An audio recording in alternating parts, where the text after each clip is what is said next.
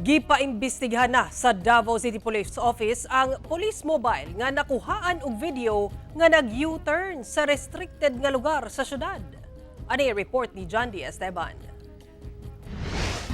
Mao kini ang video online nga miani og libuang reaksyon sa netizen.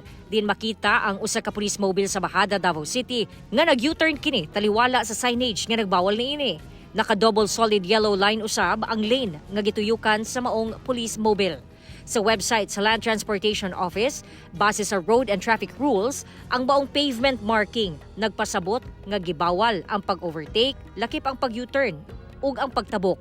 Nakaabot na sa Davao City Police Office ang maong video. Base sa opisyal nga pahayag nga gipagula niini, gimanduan na ni Acting City Director Police Colonel Hansel Marantan ang Station Commander sa Bahada Police Station nga si Police Major Mark Anthony Egos nga sutaon ang hitabo og aksyonan kini.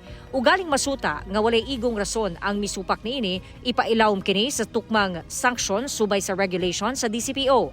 Gipahimangnuan ni Colonel Marantan ang mga personahe niini nga ang pagtuman sa balaod trapiko responsibilidad sa matag law enforcer. Sumala ni Marantan nga pwede ra himuon ang U-turn sa restricted area kung emergency o sa mga sitwasyon nga nag-require og hinanaling police intervention. Kinahanglan sab daw nga ang matag police officer ang mamahimong role model sa pagtuman sa balaod trapiko.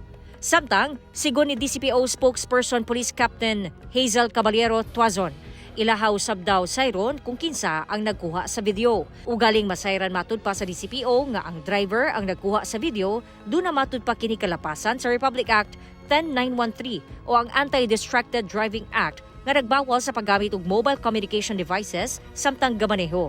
Kung mapamatud-an, posible kini pamultahon og 5,000 to 15,000 pesos ug suspendihon ang driver's license sulod sa 3 ka bulan. Kauban si Bebot Cajes sa kamera. John D.